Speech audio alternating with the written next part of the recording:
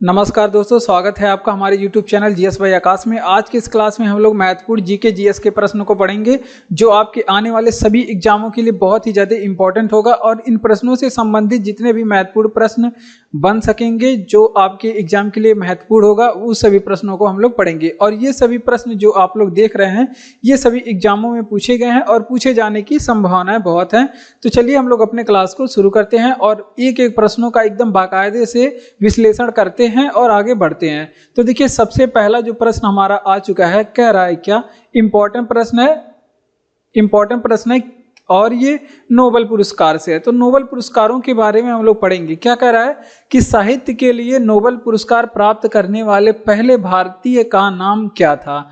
तो देखिए, साहित्य के लिए जो सबसे पहले नोबेल पुरस्कार मिला था, किसको मिला था? उन्हीं को जिन्होंने आपका राष्ट्रीय गान लिखा था, रविंद्रनाथ टैगोर को। इन्हें सबसे पहले कब दिया गया था? इन्हें सबसे पहले दिया गया था साहित्य का नोबेल पुरस्कार। अब कब दिया गया था? तो 1913 में। और इनकी कौन सी कृति के लिए दिया गया था? तो गीतांजलि का नाम आप लोग सुने होंगे, उसी में से लिया गया था राष्ट्रीय गान। और इन्हें गीतांजलि के लिए दिया गया था। किसके लिए? गीतांजलि के लिए सबसे पहले साहित्य के लिए दिया गया था। इनकी उपन्यास गीतांजलि है।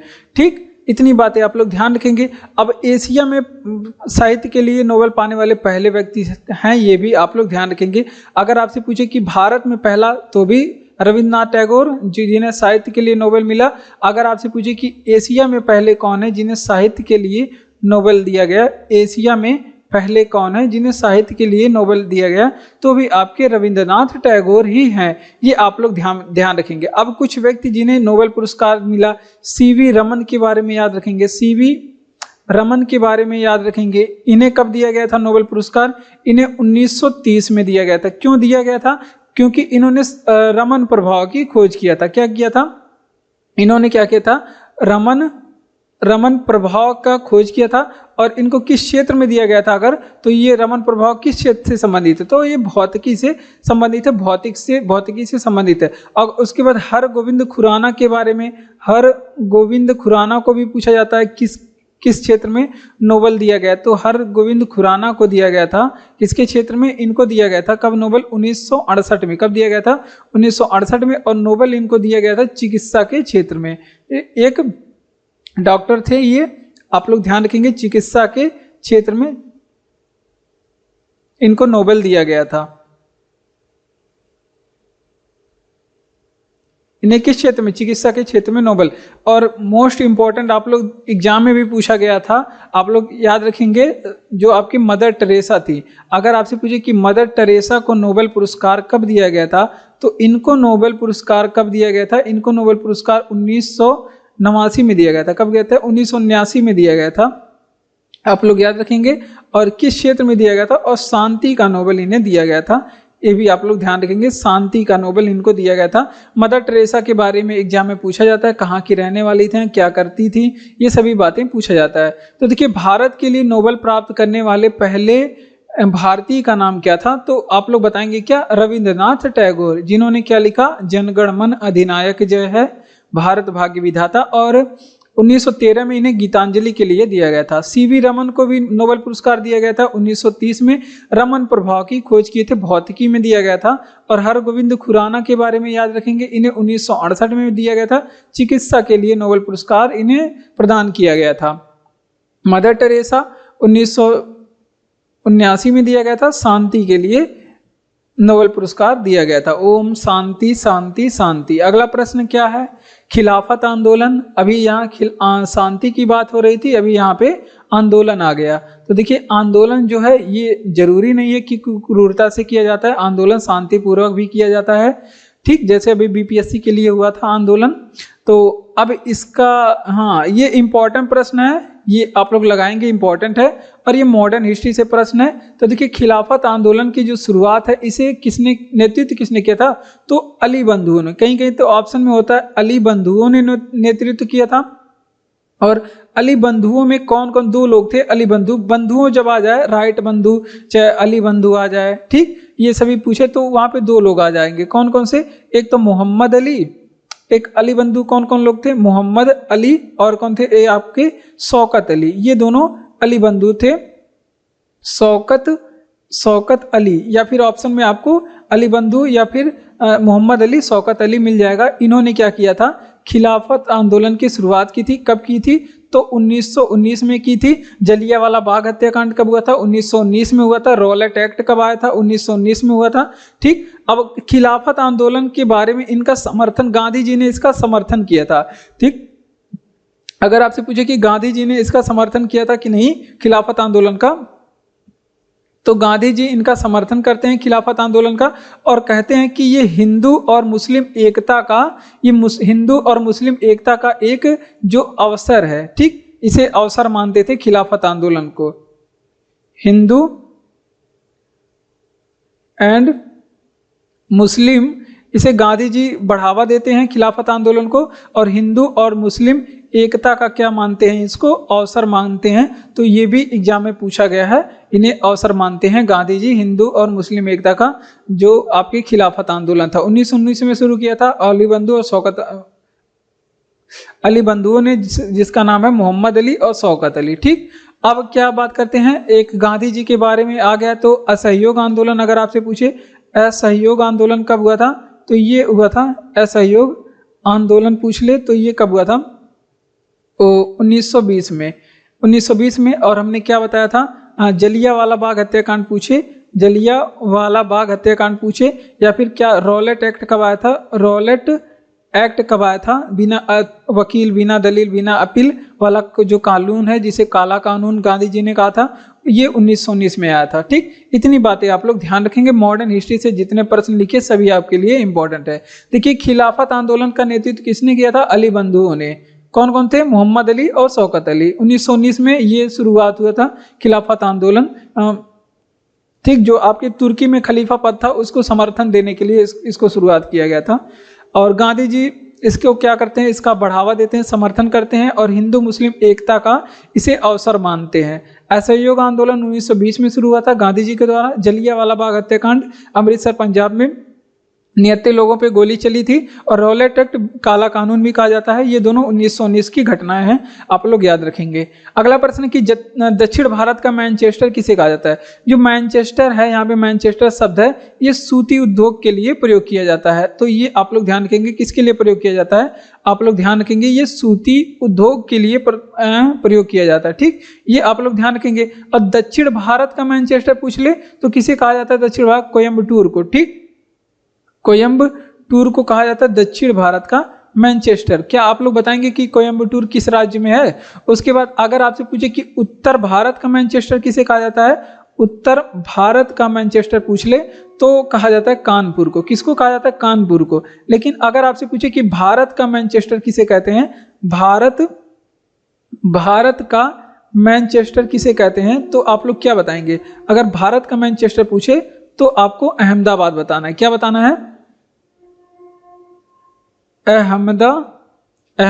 अहमदाबाद कहाँ पे है, गुजरात में। ठीक, कानपुर कहाँ पे है, कानपुर कहाँ पे है, ये अपने यूपी में है। ठीक, अगर एक चीज और आप लोग ध्यान रखेंगे, अगर आपसे पूछे कि भारत में कपास का सर्वाधिक उत्पादन किस राज्य में होता है, कपास का जो है सर्वाधिक उत्पादन ये किस राज्य में होता है, तो आप लोग बताएंगे किस राज्य में होता है।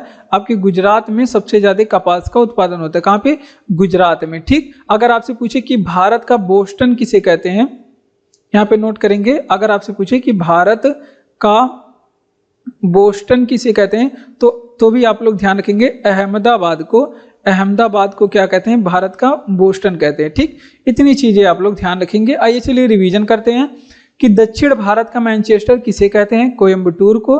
तमिलनाडु में है शायद, आप लोग इसे ध्यान रखेंगे। उत्तर भारत का मैनचेस्टर कानपुर को कहते हैं, यूपी में है। और भारत का मैनचेस्टर पूरे भारत का, समूचे भारत, उत्तर भारत पूछे तो कानपुर हो जाएगा, दक्षिण भारत पूछे तो कोयम्बटूर हो जाएगा। अगर पूरे भारत का मैनचेस्टर किसे कहते हैं तो आप लोग अहमदाबाद बताएंगे। और भारत का बोस्टन पूछ ले किसे कहते हैं, बोस्टन, तो भी आप लोग अहमदाबाद बताएंगे। कहाँ पे स्थित है, गुजरात में स्थित है। और कपास का जो सर्वाधिक उत्पादन है ये कहाँ पे होता है, तो गुजरात राज्य में आपके होता है। तो ये सभी प्रश्न आप लोग याद रखें और बढ़ते हैं अपने अगले प्रश्न की ओर। ठीक, बढ़ते हैं और अगला प्रश्न हमारा क्या कह रहा है, जो कि कंप्यूटर से आ चुका है। एक प्रश्न आपके रेलवे के एग्जाम में कंप्यूटर से 1-2 प्रश्न जरूर आते हैं। तो देखिए इनपुट डिवाइस के उदाहरण कौन कौन है। तो देखिए इनपुट डिवाइस 2 प्रकार की होती है, इनपुट और एक आउटपुट। जो सूचनाओं को ग्रहण करते हैं उनको इनपुट डिवाइस, और जो सूचनाओं को बाहर प्रेषित करते हैं उनको आउटपुट डिवाइस कहते हैं। इनपुट डिवाइस में जैसे आपको बताया गया बचपन में ही कीबोर्ड आ जाता है, कीबोर्ड आ जाता है। अभी आप बड़े हो चुके हैं तो अब जमाना आ चुका है टच पैड का आ चुका है, टच पैड का आ चुका है, या फिर टच स्क्रीन का भी जमाना आ चुका है। क्या आ चुका है, टच स्क्रीन का भी जमाना आ चुका है। पहले आता था क्या आता था पहले, एक बॉल, मतलब जो माउस, हाँ माउस भी आप लोग ध्यान रखेंगे, माउस की तरह ही होता है, माउस की तरह टच पैड और फिर टच स्क्रीन भी काम करते हैं माउस के जैसे माउस। और एक था आपका जो है ट्रैक बॉल होता था, माउस की तरह होता था ट्रैक बॉल। जैसे यहाँ पे अब लेजर से जो है माउस लेजर से चलता है, और जो ट्रैक बॉल था उसमें एक बॉल लगा होता था, उसको घुमाने पे जो स्क्रीन पे एरो है इधर उधर जाता था। ठीक, और भी कुछ इनपुट डिवाइसों के बारे में देखिए, जैसे आपका कैमरा हो गया, क्या है, कैमरा भी इनपुट डिवाइस है। उसके बाद फिर आपका हाँ बारकोड रीडर भी क्या है, बारकोड रीडर भी इनपुट डिवाइस है। उसके बाद स्कैनर क्या है, स्कैनर भी इनपुट डिवाइस है।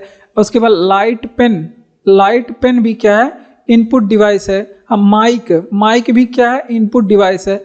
अगर आप लाउड स्पीकर पूछे तो आउटपुट डिवाइस हो जाएगा। ठीक, OMR रीडर भी आप लोग जानते हैं क्या है, इनपुट डिवाइस है। ठीक, OMR रीडर भी क्या है, इनपुट डिवाइस है। तो ये सभी इनपुट डिवाइस हैं। अगर एग्जाम में आपको कोई भी पूछ रहा है तो आप लोग बता पाएंगे। चलिए इसका रिवीजन कर लेते हैं कि इनपुट डिवाइस के उदाहरण कौन कौन से हैं। कीबोर्ड हो गया, क्या हमने बताया, कीबोर्ड हो गया, टच पैड हो गया, टच स्क्रीन हो गया, माउस हो गया, आपका ट्रैक बॉल हो गया, कैमरा हो गया, बारकोड रीडर हो गया, स्कैनर हो गया, लाइट पेन हो गया, माइक हो गया, या OMR रीडर हो गया। ये सभी क्या है, इनपुट डिवाइस हैं जिसे आप लोग को ध्यान रखना है। अगला प्रश्न क्या कह रहा है कि सर्वप्रथम औपनिवेशिक शासन कहाँ शुरू हुआ था। तो देखिए भारत में सबसे पहले जो औपनिवेशिक शासन है वो बंगाल में शुरू हुआ था, बंगाल में। अभी आप लोग इस प्रश्न को शायद समझ नहीं पा रहे होंगे, ये मॉडर्न हिस्ट्री का प्रश्न है, और मॉडर्न हिस्ट्री आपकी किसी भी एग्जाम के लिए बहुत ही ज़्यादा इंपॉर्टेंट है। जैसे सब्जी के लिए नमक इंपॉर्टेंट है, ठीक उसी तरह से आपको ये भी इंपॉर्टेंट होता है। तो बंगाल में औपनिवेशिक शासन, जब कोई देश, जब क्या होता है औपनिवेशिक शासन, जब कोई देश अपने फायदे के लिए किसी दूसरे देश पे क्या करता है, शासन करता है, उसको क्या कहते हैं, औपनिवेशिक शासन। क्या कहते हैं, जब कोई देश किसी दूसरे देश पे क्या करता है, शासन करता है, तो उस शासन को क्या कहते हैं, औपनिवेशिक शासन कहते हैं। ठीक, जो आपके ब्रिटिश लोग थे वो भारत पे पहले क्या करते थे, शासन करते थे, भारत को डेवलप करते थे, लेकिन वो केवल अपने फायदे के लिए ही करते थे। ठीक, ये इसे कहते हैं औपनिवेशिक शासन। पहले ब्रिटिश काल में होता था, जब ब्रिटिश हमारे देश में आए हुए थे। ठीक, अब भारत में जो ब्रिटिश का जो सत्ता मजबूत कैसे हुआ था, इसके बारे में थोड़ी सी हम लोग देखते हैं। कुछ महत्वपूर्ण युद्ध हुए भारत में, जो भारतीयों और फिर ब्रिटिश के बीच में हुए थे, और उससे भारत में ब्रिटिश लोग का सत्ता मजबूत हो गया। तो इसके बारे में अगर आपसे पूछे कि भारत में ब्रिटिश का सत्ता कायम किस युद्ध के तहत हुआ, सत्ता मजबूत, आप लोग ध्यान रखेंगे कुछ युद्धों के बारे में। प्लासी का युद्ध हुआ था, प्लासी का युद्ध कब हुआ था, 1757 में। ये भी एग्जाम में पूछा जाता है, प्लासी का युद्ध कब हुआ था, 1757। वेदरा का युद्ध चला था, वेदरा का युद्ध कब चला था, ये चला था आपके 1759 में चला था। अब 2 युद्ध और आप लोग ध्यान रखेंगे, एक था आपका क्या, वांडीवास का युद्ध। अगर आपसे पूछे कि वांडीवास का युद्ध कब हुआ था, तो वांडीवास का जो युद्ध है ये हुआ था 1760 में हुआ था। और एक आपका बक्सर का युद्ध, जो बहुत ही निर्णायक युद्ध होता था अंग्रेजों के लिए, जो अंग्रेजों को बहुत ज़्यादा सफलता मिली, वो बक्सर के युद्ध में, जो 1764 में हुई थी। कब हुई थी, 1764 में हुई थी। ये सभी युद्ध जिसके बाद अंग्रेजों का भारत पे आधिपत्य बहुत ही मजबूती के साथ हो गया था। चलिए रिवीजन करते हैं कि सर्वप्रथम औपनिवेशिक शासन कहाँ शुरू हुई? तो भारत में जो सबसे पहले औपनिवेशिक शासन बंगाल में शुरू हुई। एग्जाम में पूछा गया प्रश्न है और इंपॉर्टेंट प्रश्न है। ठीक, अगला प्रश्न कि भारत में ब्रिटिश सत्ता मजबूत।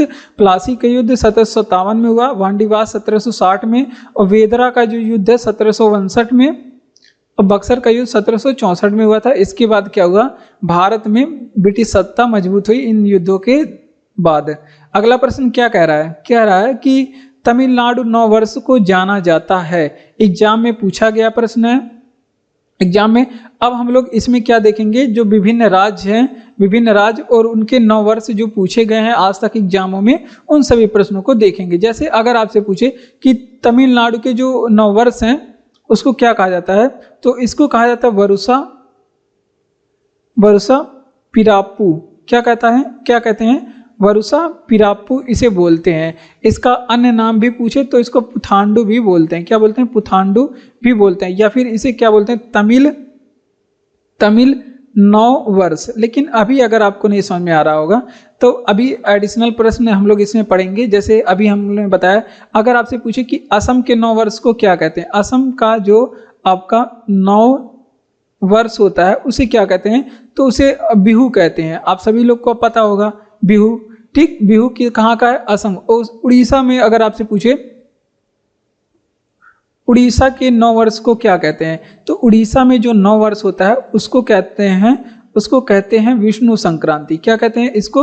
विष्णु संक्रांति। जो उड़ीसा का नव वर्ष होता है उसको क्या कहते हैं हम लोग? विष्णु संक्रांति। अगर आपसे पूछे कि आंध्र प्रदेश का नव वर्ष को क्या कहते हैं,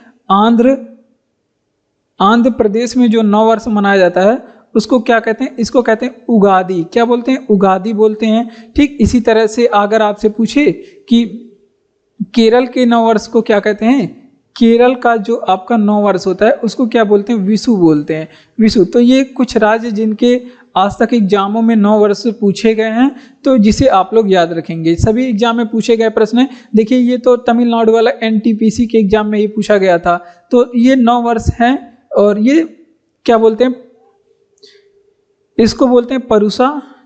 ये मूर्धन्य वाला से है, मूर्धन्य वाला। परुसा वीराप्पू बोलते हैं या पुथांडु भी बोलते हैं, या फिर इसे तमिल नववर्ष बोलते हैं। और केरल का जो नववर्ष होता है उसे विशु बोलते हैं, जी आप लोग याद रखेंगे। असम का जो नववर्ष है उसे बिहू बोलते हैं, और जो आपके उड़ीसा का नववर्ष है उसे विष्णु संक्रांति बोलते हैं। और उगादी फेस्टिवल कहाँ पे मनाया जाता है? आंध्र प्रदेश में मनाया जाता है। ये सभी आप लोग ध्यान रखेंगे, ये नववर्ष हैं वहाँ के।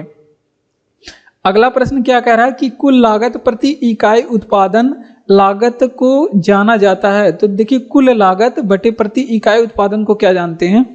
इसको कहते हैं औसत लागत। क्या बोलते हैं इसे औसत लागत कहते हैं। और इस किसका प्रश्न है? ये इंपॉर्टेंट प्रश्न है, एग्जाम में पूछा गया, और ये इकोनॉमी का प्रश्न है। किसका प्रश्न है? इकोनॉमी का प्रश्न है।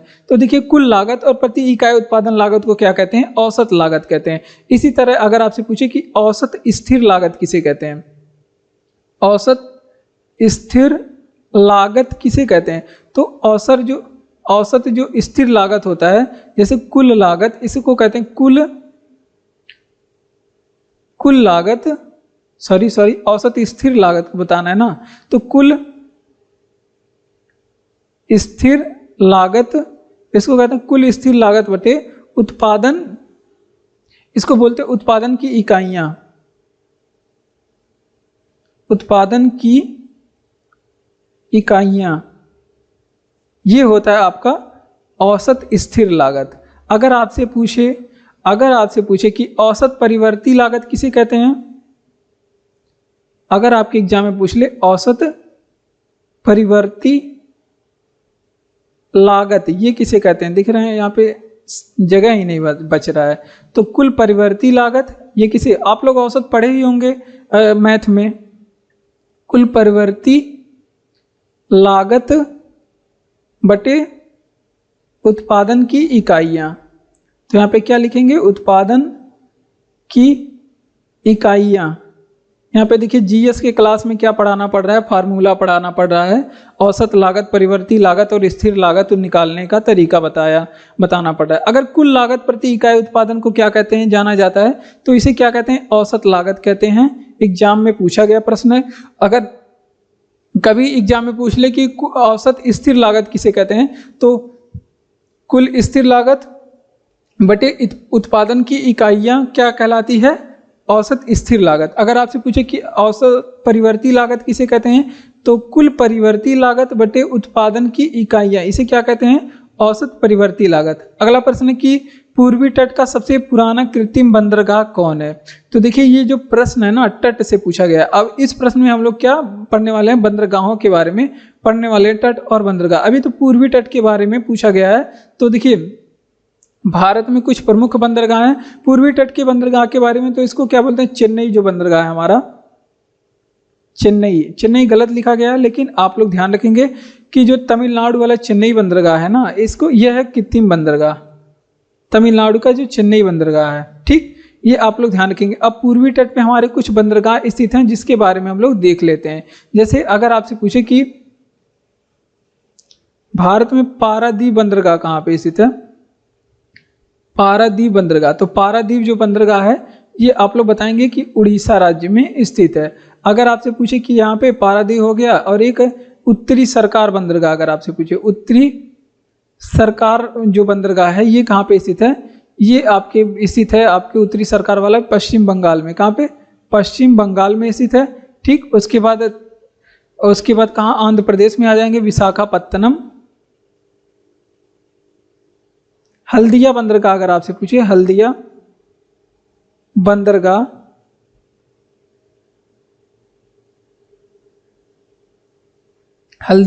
अगर आपसे पूछे कहाँ पे है, तो ये भी आपके पश्चिम बंगाल में है। कहाँ पे, पश्चिम बंगाल में। उसके बाद आपका बंदरगाह कौन सा आ जाएगा, हाँ विशाखापत्तनम, विशाखापत्तनम बंदरगाह अगर आपसे पूछे कहाँ पे स्थित है, तो ये आपके तमिलनाडु में आ जाए, तमिलनाडु नहीं आंध्र प्रदेश में है। ये कहाँ पे, आंध्र प्रदेश में है, आंध्र प्रदेश में। उसके बाद एक और आप लोग नोट करेंगे, आंध्र प्रदेश में हो गया। उसके बाद आप लोग क्या नोट करेंगे, हाँ जो तमिलनाडु के बंदरगाह हैं, जो चेन्नई बंदरगाह अगर आपसे पूछे, चेन्नई, तूतीकोरिन पूछ ले कहाँ पे है, तूतीकोरिन पूछ ले, या फिर एन्नोर बंदरगाह पूछ ले, एन्नोर, ये सभी बंदरगाह कहाँ पे हैं, तो ये आप लोग ध्यान रखेंगे तमिलनाडु में स्थित है। कहाँ पे, तमिलनाडु में। चलिए इसका रिवीजन करते हैं कि पूर्वी तट पर सबसे पुराना कृत्रिम बंदरगाह कौन सा है, तो चेन्नई बंदरगाह तमिलनाडु में है। हल्दिया बंदरगाह कहाँ पे, पश्चिम बंगाल में है। विशाखापत्तनम आंध्र प्रदेश में है। और तूतीकोरिन, एन्नोर, ये सभी बंदरगाह कहाँ पे हैं, तमिलनाडु में है। पारादीप बंदरगाह उड़ीसा में है। उत्तरी सरकार बंदरगाह आप लोग बताएंगे कहाँ पे है, उत्तरी सरकार बंदरगाह, ठीक। दूसरे गोलमेज सम्मेलन का प्रतिनिधित्व किया, तो देखिए दूसरे जो गोलमेज सम्मेलन था वो जो है आपके, उसका प्रतिनिधित्व महात्मा गांधी ने किया था। किसने, महात्मा गांधी ने। देखिए जो अगर आपसे पूछे कि तीनों गोलमेज सम्मेलन में किसने गया था, तीनों गोलमेज सम्मेलन 3 हुआ था, जिसमें तीनों गोलमेज सम्मेलन में BR अम्बेडकर गए थे। कौन, भीमराव अंबेडकर गए थे, ये भी आप लोग ध्यान रखेंगे। अब अगला प्रश्न है, अगर आपसे पूछे तीनों गोलमेज सम्मेलन में भीमराव अंबेडकर गए थे, और अगला प्रश्न आप लोग क्या ध्यान रखेंगे, गोलमेज सम्मेलन अगर आपसे पूछे, हाँ महात्मा गांधी दूसरे वाले में गए थे, ये पूछा जाता है।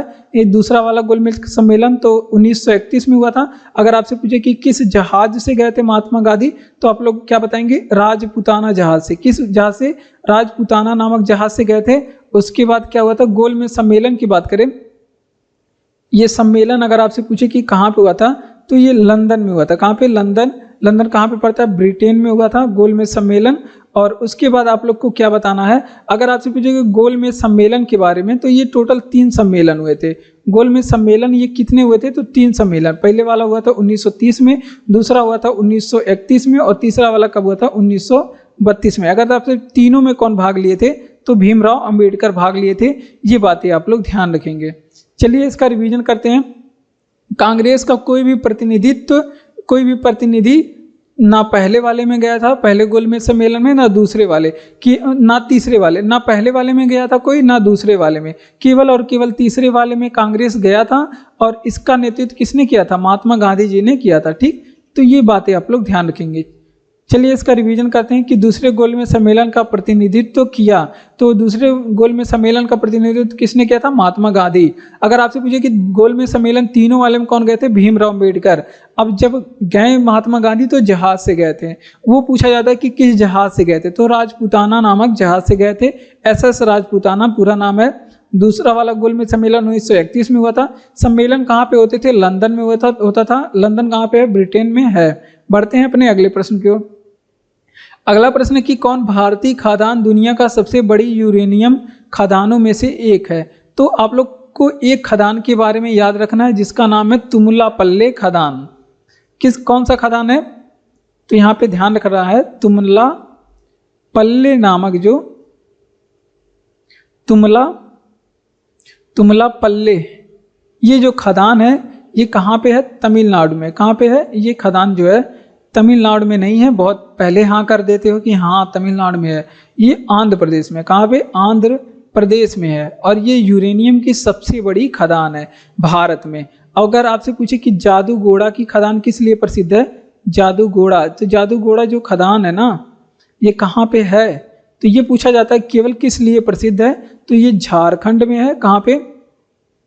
झारखंड में है। और प्रसिद्ध किस लिए? यूरेनियम के लिए। ठीक, और बताते हैं खदानों और यूरेनियम के। अगर आपसे पूछे कि विश्व में कौन सा देश सर्वाधिक उत्पादन करता है? विश्व में अगर आपसे पूछे कि सर्वाधिक उत्पादन कौन सा देश करता है, उत्पादन कौन सा देश करता है, तो आप लोग क्या बताएंगे? विश्व में सबसे ज्यादा कजाकिस्तान यूरेनियम का उत्पादन करता है। विश्व में सबसे ज्यादा यूरेनियम का उत्पादन कौन सा कंट्री करता है? कजाकिस्तान। अगर आपसे पूछे कि भारत में सबसे ज्यादा यूरेनियम कौन सा राज्य उत्पादन करता है, तो आप लोग को क्या बताना है? आंध्र प्रदेश बताना है। आंध्र प्रदेश बताना है। ठीक, अगर यूरेनियम के अयस्कों के बारे में लिखेंगे, अगर आपसे पूछे कि यूरेनियम के कुछ अयस्क के बारे में बता दीजिए, तो देखिए यहाँ पे यूरेनियम के कुछ अयस्क हैं। कार्नेटाइट अगर आपसे पूछे किसके अयस्क हैं? यूरेनियम के। पिच ब्लेंड अगर आपसे पूछे कि किसके अयस्क है? पिच ब्लेंड ये किसके अयस्क हैं? तो यूरेनियम के अयस्क हैं। ठीक, इतनी बातें आप लोग याद रख पाएंगे। तो बढ़ते हैं अपने अगले प्रश्न की ओर। कौन भारतीय खदान दुनिया का सबसे बड़ा यूरेनियम खदानों में से एक है? तुमलापल्ले जो खदान है ना आंध्र प्रदेश में, ये जो है भारत की सबसे बड़ी यूरेनियम खदान है। और जो सबसे बड़ी, सबसे छोटी, सबसे लंबी, ये सभी चीजें पूछी जाती हैं, आंध्र प्रदेश में स्थित है। जादूगोड़ा की खान भी यूरेनियम के लिए प्रसिद्ध है। आप लोग सुने हैं, मुझे पता है। ये झारखंड में है। विश्व में सर्वाधिक उत्पादन यूरेनियम का कजाकिस्तान करता है। और बात करते हैं भारत में सबसे ज्यादा उत्पादन जो है यूरेनियम का, वो आंध्र प्रदेश करता है। ठीक, अगला प्रश्न है कि पहले परमाणु रिएक्टर का उद्घाटन किस वर्ष में हुआ था? देखिए जो पहला हमारा परमाणु रिएक्टर है ना, इसके बारे में एग्जाम में प्रश्न पूछा गया है। और NTPC पिछले वर्ष से बहुत पूछा गया था 2021 वाले एग्जाम में। पहला जो आपका परमाणु रिएक्टर और परमाणु संयंत्र, ये दोनों अलग अलग होते हैं। संयंत्र का काम करता है, संयंत्र क्या काम करता है? बिजली उत्पादन। परमाणु संयंत्र का क्या काम करता है? बिजली उत्पादन। और परमाणु रिएक्टर क्या होते हैं? जो विस्फोटक पदार्थ होते हैं परमाणु बम बनाने, जो परमाणु बिजली उत्पन्न करने वाले, वो क्या करते हैं? इसमें विस्फोट किया जाता है। बस इसका काम यही है। ठीक ना। तो पहला परमाणु रिएक्टर जो है उसका नाम अप्सरा था। अप्सरा किसी परी का नाम नहीं है, ये परमाणु रिएक्टर का नाम है, जो कि बहुत ही खतरनाक होता है। उसमें अगर आदमी को डाल दिया जाए तो जिंदा ही मीट बन जाएगा। और इसका जो उद्घाटन, ये जो बना था 1956 में। अब ये पूछा जाता है कहाँ पे बना था, कहाँ आप इसे बनाए थे? तो ये ट्राम्बे में बनाए थे। ट्राम्बे कहाँ पे है? मुंबई में। और मुंबई कहाँ पे है? ये महाराष्ट्र में। तो सब कहानी आप लोग को पता रखना है। अब रिएक्टर का उद्घाटन 1956 में बन रहा है, तो 1957 में इसका उद्घाटन किया गया था। बस यही लोचा हो गया था उद्घाटन वाली बात। तो बहुत ही बारीकी से आप लोग को प्रश्न को पढ़ना है, उसका जवाब देना है। क्योंकि अगर अगर सावधानी हटी तो दुर्घटना घटी। और परमाणु रिएक्टर जो विस्फोट होता है उसमें कुछ मंदक के रूप में प्रयोग किए जाते हैं। तो ये पूछता है मंदक के रूप में भैया आप क्या प्रयोग करते हैं? तो भारी जल और ग्रेफाइट की छड़ का भी प्रयोग करते हैं। ये भी आप लोग बताएंगे। चलिए इसका रिवीजन कर लेते हैं कि पहले परमाणु रिएक्टर का उद्घाटन किस वर्ष में हुआ था? 1957 में। हमारा पहला परमाणु रिएक्टर जिसका नाम था उपसरा हो गया था क्या? सॉरी, तभी तो 1956 में ट्राम्बे महाराष्ट्र मुंबई में इसका उद्घाटन हुआ था। ठीक, अब मंदक के रूप में भारी जल का प्रयोग किया जाता है, ग्रेफाइट। भारी जल को क्या बोलते हैं? D2O बोलते हैं, ड्यूटेरियम ऑक्साइड भी बोलते हैं। अगला प्रश्न क्या कह रहा है? LiFO का पूर्ण रूप क्या है? तो देखिए इस तरह से एग्जामों में पूर्ण रूप भी पूछे जाते हैं। पूर्ण रूप का मतलब होता है पूरा शरीर, पूरा रूप या पूरा काया। बताइए तो पूरा रूप जो है LiFO का क्या होता है? इसका जो है पूर्ण रूप होता है लास्ट इन फर्स्ट आउट। क्या होता है? लास्ट इन फर्स्ट आउट इसका फुल फॉर्म होता है। अब हम क्या करेंगे, अपने तरफ से भी 2-4 फुल फॉर्म को बताएंगे, यही हमारा रोज का काम है। तो देखिए लैन का फुल फॉर्म क्या होता है, जो एग्जाम में आपके पूछा गया है, पूछा जाएगा और पूछा जाता है। Local area network. अब आप लोग रंगे हाथ वैन का भी फुल फॉर्म बता दीजिए। वैन का इसका फुल फॉर्म क्या होता है? इसका फुल फॉर्म होता है वाइड एरिया नेटवर्क। क्या होता है? Wide area network. बहुत पूछा गया है एग्जाम में, बहुत पूछा गया है। ठीक, अगर आपसे पूछे कि LLL का मतलब क्या बताइए? RRR मूवी आप लोग देख चुके हैं और वो खत्म भी हो गया, लेकिन आप लोग को LLL का फुल फॉर्म नहीं पता है। तो इसका फुल फॉर्म होता है लोअर मतलब छोटा, लेवल आपका छोटा, नहीं मेरा छोटा, लोअर लेवल लैंग्वेज इसका क्या होता है? फुल फॉर्म होता है। क्या होता है? Language full form. आपका लेवल छोटा कर देंगे तो आप लोग हमसे नाराज हो जाएंगे। LiFO का पूर्ण रूप क्या है? तो LiFO का जो पूर्ण रूप है लास्ट इन फर्स्ट आउट। ये एग्जाम में पूछा गया था। आप लोग कहेंगे ये कैसा चीज पढ़ा रहे हैं, तो ये एग्जाम में पूछा गया था NTPC वाले में 2021 का। आप लोग प्रैक्टिस सेट मतलब 2021 का पेपर उठा के आप लोग देख सकते हैं। लैन का क्या होता है? लोकल एरिया नेटवर्क होता है, आप लोग को ध्यान रखना। वैन का क्या होता है? वो घूमने वाला वैन नहीं, वाइड एरिया नेटवर्क होता है। LL का लोअर लेवल लैंग्वेज होता है। बढ़ते हैं अपने अगले प्रश्न की ओर, खुशी खुशी लेकिन उदासी है चेहरे पे। अगला प्रश्न क्या कह रहा है कि कौन देश संयुक्त राष्ट्र सुरक्षा परिषद का अस्थायी सदस्य नहीं है? तो देखिए बवाल नहीं पालना है, कौन देश नहीं है। अगर कोई भी देश पूछ दे ऑप्शन में, आपको 5 देश केवल आप याद रखना है जो सुरक्षा परिषद के कैसे सदस्य हैं? अस्थायी सदस्य हैं। कौन कौन से देश हैं आप लोग को यहाँ पे ध्यान रखना है। एक तो आपका हो गया अमेरिका, जो सबसे बड़ा, सबसे विशाल है। और फिर क्या हो गया? रूस हो गया आपका। रूस के बाद क्या आप लोग जाएंगे? चीन चले जाएंगे, बड़े देश हैं। उसके बाद फ्रांस, बहुत छोटा सा देश है। उसके बाद क्या? ब्रिटेन। ये सभी क्या है? अस्थायी सदस्य हैं। और इनके पास कौन सा पावर है? वीटो का पावर। कौन सा पावर है? वीटो। इसी पावर की वजह से कोई देश इसमें, अन्य देश कोई प्रवेश नहीं कर पा रहा है। उसके बाद अगर आपसे पूछे कि सुरक्षा परिषद को कहते क्या है, इसको दुनिया का क्या कहते हैं? पुलिस मैन कहते हैं। अब W मतलब क्या हो गया? वर्ड हो गया, तो इसको वर्ड का पुलिस मैन कहते हैं। ठीक, पुलिस मैन ऑफ वर्ल्ड कहते हैं। ठीक, सुरक्षा परिषद को। इसमें कुल सदस्य अगर आपसे पूछे तो हमने बताया, कई बार चीख कर बताया। अगर आपसे पूछे कि कुल सदस्य इसमें कितने हैं, तो इसमें 15 कुल सदस्य हैं, जिसमें अस्थायी सदस्य हमने बता दिया कितने हैं, 5 जिनके पास वीटो पावर है। ठीक, अस्थायी सदस्य अगर आपसे पूछे इसमें कितने हैं, तो अस्थायी सदस्य इसमें 10 हैं। और इनका जो कार्यकाल है ये 2 वर्ष का इनका कार्यकाल होता है। ठीक, ये भी बात आप लोग रंगे हाथ याद रखेंगे। चलिए आगे बढ़ते हैं। अगला प्रश्न हमारा क्या कह रहा है कि कौन देश संयुक्त राष्ट्र सुरक्षा परिषद का अस्थायी सदस्य नहीं है? तो यहाँ पे देखिए 5 को छोड़ करके आप लोग कोई भी मिले तो वो अस्थायी सदस्य नहीं है, ये बने रहते हैं। वीटो पावर इनके पास है। उसके बाद कुल सदस्य पूछ ले सुरक्षा परिषद में तो 15 सदस्य हैं। इसको दुनिया का पुलिसमैन कहते हैं। अस्थायी सदस्य 5 हैं, जिसमें अस्थायी सदस्य 10 हैं, जो केवल 2 साल के लिए बनते हैं। इसके बाद नहीं बनते। भारत भी इसका सदस्य बना है कुल 8 बार अभी तक। अगला प्रश्न क्या है? भारत की पहली मूक फिल्म, मूक मतलब जिसमें आवाज नहीं थी, वो पहली फिल्म क्या थी? तो उसका नाम था राजा हरिश्चंद्र। क्या नाम था? राजा हरिश्चंद्र, जो कभी क्या बोलते थे? झूठ नहीं बोलते थे। अब ये फिल्म बना कब? 1913 में बना। ठीक, अगर आपसे पूछे कि भारत की पहली बोलती फिल्म कौन थी, इसमें आवाज नहीं थी। अब बोलती फिल्म अगर आपसे पूछे कि भारत की पहली बोलती फिल्म, मतलब इसमें आवाज नहीं था। अब कैसे देखे होंगे वही जाने। पहली बोलती फिल्म अगर आपसे पूछे तो उसका नाम है आलम आरा। क्या है? आलम आरा। इसमें चकचक था, आलम आरा, इसमें बातचीत था। और ये बना था कब? 1931। ये 1913 का उल्टा कर देना है, 1913, ये लास्ट में 13 को उल्टा करेंगे 31 बन जाएगा, हम ऐसे ही याद किए हैं, हो सकता है आपको भी याद हो जाए। 1931 में पहली बोलती फिल्म आलम आरा थी। अगर आपसे पूछे कि भारत में फिल्म जगत के जनक किसे माना जाता है, फिल्म जगत के जनक भारत में किसे माना जाता है, तो ये आप लोग जानते हैं दादा साहेब फाल्के को माना जाता है फिर फिल्म जगत के जनक। ठीक, तो चलिए इसका रिवीजन करते हैं बढ़िया से। कह रहा है कि क्या कह रहा है, कभी कभी ये प्रश्न भी पूछ लेता है यहाँ से। ये पहली बोलती फिल्म और पहली बोलती नहीं फिल्म आप लोग को ध्यान रखना है। पहली फिल्म पूछ ले तो आप लोग राजा हरिश्चंद्र बोलेंगे, और पहली मूक फिल्म बोले तो भी राजा हरिश्चंद्र बोलेंगे, 1913 में बनी थी। ठीक, अगला प्रश्न की पहली बोलती फिल्म कौन है, तो आलम आरा है। कब बनी, 1931 में। फिल्म जगत के जनक कौन है, तो दादा साहेब फाल्के हैं। इसे आप लोग को याद रखना है। बढ़ते हैं अपने अगले प्रश्न की ओर। अंतर्राष्ट्रीय नृत्य दिवस यानी कि डांस दिवस कब मनाते हैं, तो नोरा फतेही दिवस भी इसे बोल सकते हैं।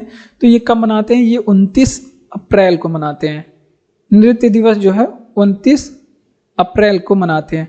अब हम लोग क्या करेंगे, 29 अप्रैल माह के जितने भी इम्पोर्टेंट जो दिवस हैं उसको हम लोग देख लेते हैं। जैसे अगर आपसे पूछे कि विश्व स्वास्थ्य दिवस हम लोग कब मनाते हैं, तो ये मनाते हैं 7 अप्रैल को, क्योंकि 7 अप्रैल 1948 को WHO की स्थापना हुई थी, इसी वजह से मनाते हैं। ठीक, अगर आपसे पूछे कि विश्व विरासत दिवस हम लोग कब मनाते हैं, विश्व विरासत डे हम लोग कब मनाते हैं, तो ये मनाते हैं 18 अप्रैल के दिन। कब मनाते हैं, 18 अप्रैल के दिन।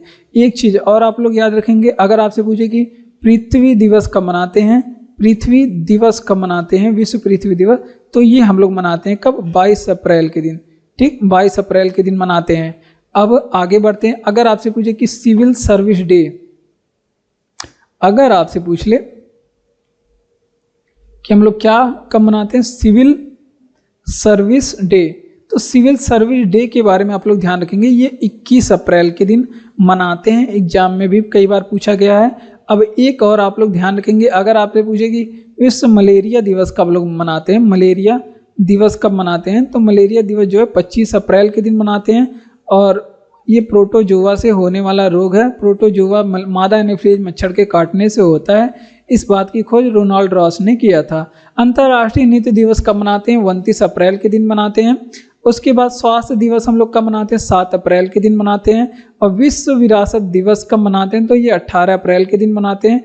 और पृथ्वी दिवस 22 अप्रैल के दिन, और सिविल सेवा दिवस 21 अप्रैल के दिन, और मलेरिया दिवस हम लोग 25 अप्रैल के दिन मना करके खत्म करते हैं।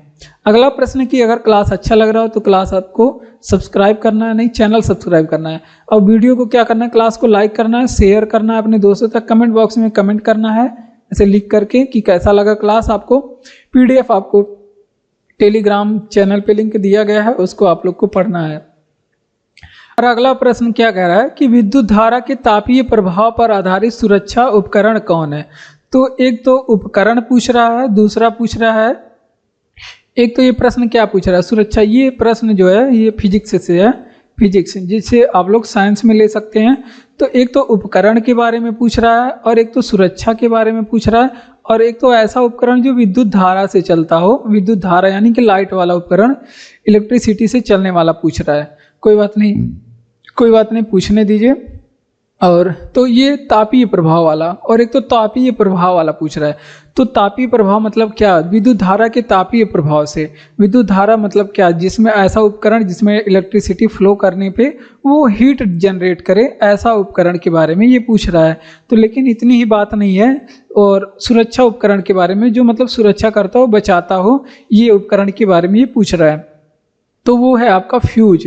फ्यूज क्या काम करता है, फ्यूज अगर उसमें इलेक्ट्रिसिटी की सप्लाई एक नियत मात्रा से अधिक हो गई तो क्या होगा, वो जल जाएगा, हीट होकर के वो जल जाएगा। फ्यूज ये काम करता है। और आपके जो टीवी, कूलर, फ्रिज वगैरह हैं वो सभी सुरक्षित रहेंगे। तो ये है विद्युत धारा के तापीय प्रभाव पर आधारित सुरक्षा उपकरण, क्या कहते हैं इसे, फ्यूज है। कुछ अन्य उपकरण हैं जो आपके तापीय प्रभाव पे आधारित है। अन्य उपकरण जैसे क्या हो गया, अन्य उपकरण में जैसे आपका हीटर हो गया, हीटर, प्रेस हो गया, प्रेस जिसे आप लोग क्या बोलते हैं, इस्त्री, वो वाली इस्त्री नहीं, ओ इस्त्री कलाना, इस्त्री मतलब प्रेस। ठीक, ऐसे शायद लिखा जाता है इस्त्री, ये इस्त्री नहीं, ऐसे नहीं लिखा जाएगा, ये तो स्त्री महिला वाली हो जाएगी, वो वाली स्त्री जो लिखा जाता है ऐसे लिखा जाता है। आप लोग सीख लीजिए, आप लोग को नहीं आता, स्त्री ऐसे करके लिखा जाता है, ठीक। और आप लोग को क्या, फ्यूज तार, आप लोग विद्युत केतली आप लोग को पता होगा, विद्युत केतली भी आती है जो ऐसे जग के जैसे होता है और उसमें पानी डाल देने पे वो ऑटोमेटिकली गर्म हो जाता है। मिल्टन का आता है, आप लोग जाके खरीद सकते हैं। अक्सर जो जिनके घर में बीमार लोग होते हैं वो लोग इसका यूज करते हैं, विद्युत केतली का, ठीक। हाँ, तो इतने उपकरण के बारे में हमने बताया। तो ये कुछ सुरक्षा उपकरण है, मतलब उपकरण, सुरक्षा उपकरण तो फ्यूज है, और ये कुछ तापीय प्रभाव पे आधारित उपकरण है। हीटर हो गया, इस्त्री हो गया, ठीक। गीजर भी आप लोग नोट कर लीजिए, गीजर जो आपके मतलब पानी गर्म करने के काम में ये भी आता है। तो ये सभी उपकरण है। अगला प्रश्न क्या कह रहा है कि राज्य पुनर्गठन आयोग की स्थापना कब हुई थी। तो ये जो प्रश्न है ना, ये महत्वपूर्ण प्रश्नों की श्रेणी में आता है और एग्जाम में हमेशा आता है, ठीक। इसी वजह से इसको ध्यान से पढ़ेंगे। जो पुनर्गठन आयोग है ना, इसको क्या, इसकी स्थापना पहले 1953 में हुई थी, और इसका जो इसके हेड थे या फिर अध्यक्ष, हाँ अध्यक्ष लिख लीजिए, अध्यक्ष कौन थे, तो इसके जो अध्यक्ष थे फजल अली थे। कौन थे? फजल अली थे। तो इसलिए इस आयोग, इसको क्या कहते हैं, फजल अली आयोग भी इसका अन्य नाम भी है, ये आप लोग ध्यान रखेंगे। इसके कुछ अन्य सदस्य भी थे, ऐसा नहीं है कि केवल फजल अली ही थे, अन्य सदस्य भी थे, और ये भी एग्जाम में पूछा जाता है कि इसके अन्य सदस्य कौन थे। तो इसके अन्य सदस्य थे हृदयनाथ कुंजरू और के.एम. पडिक्कर भी इसके अन्य सदस्य थे। कौन थे? के.एम. पडिक्कर इसके अन्य सदस्य थे। ये फजल अली आयोग के अन्य सदस्य थे, ये भी आप लोग ध्यान रखेंगे। अब इसने अपना रिपोर्ट कब सौंपा, ये भी बात एग्जाम में पूछा जाता है। तो इसने अपना रिपोर्ट 1956 में दिया और ये कहा कि ध्यान लगा के सुनो, भारत में राज्य कितने होने चाहिए। भारत में आप लोग, मेरे चाचा लोग, भारत में इसमें 14 राज्य कर दीजिए और इसमें संघ राज्य कितने कर दीजिए, संघ राज्य कितने बना दीजिए, संघ राज्य 6 बना दीजिए। ये हो गई बात, ये इसने कहा था, ठीक। उसके बाद फजल अली आयोग ने ये बोला था। तो लेकिन भारत में अभी वर्तमान में राज्य कितने हैं? 28, और केंद्र शासित प्रदेश कितने हैं? 8 वर्तमान समय में, ठीक। ये भी बहुत लोगों को पता नहीं होता है, जो आपके तैयारी करते हैं नहीं पता होता है। अगला प्रश्न है कि राज्य पुनर्गठन आयोग की स्थापना कब हुई थी? 1953 में। इसके अध्यक्ष थे फजल अली, और फजल अली आयोग भी इसे कहा जाता था। और इसके अन्य सदस्य कौन थे? हृदयनाथ कुंजरू और के.एम. पडिक्कर।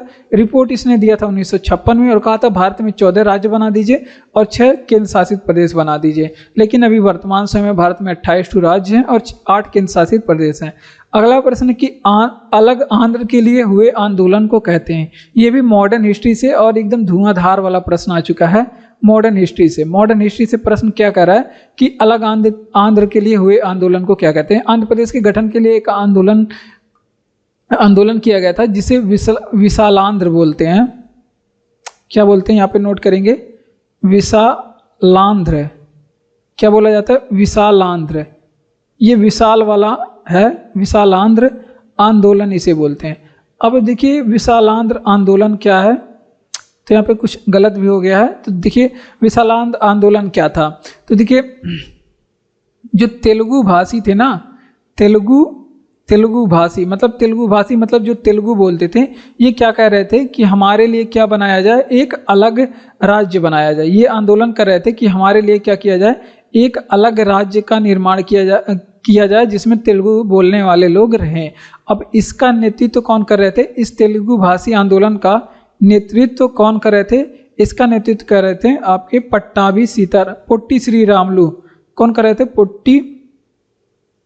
पोट्टी श्री रामलू इस आंदोलन के क्या कर रहे थे? नेतृत्व कर रहे थे, ठीक। पोट्टी श्री रामलू।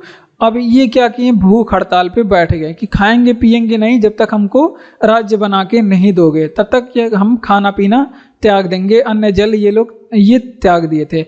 58 दिन तक आंदोलन चला, भूख हड़ताल 58 दिन तक चला, और 58वें दिन क्या हो गए?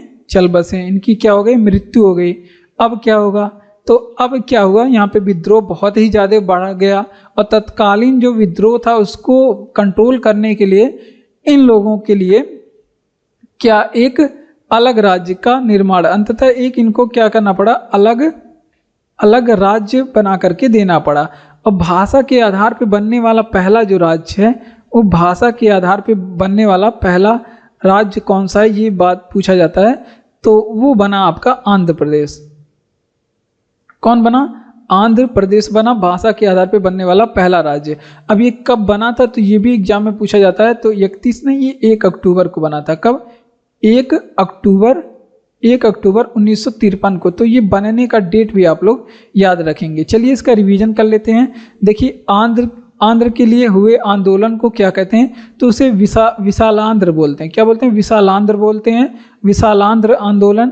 तेलुगु भाषी लोग क्या कर रहे थे कि हमको अलग राज्य बना करके दीजिए, वो मांग कर रहे थे। नेतृत्व कौन कर रहे थे? पोट्टी श्री रामुलु। 58 दिन के हड़ताल के दौरान इनकी क्या हो जाती है? मृत्यु हो जाती है। और अंततः उस कंडीशन को, उस जो वो हालात उस समय हो गए थे कि इन लोग को अलग राज्य बना करके देना पड़ा, जो इसमें आंध्र प्रदेश लोग इसमें रहे। और 1 अक्टूबर 1953 को बना। अगला प्रश्न क्या है? अगला प्रश्न कि राजनीतिक शब्दावलियों में आया राम गया राम को क्यों लोकप्रिय है। देखिए शब्दावली हर फील्ड में होता है, कुछ शब्दावली जो फेमस हो जाती हैं।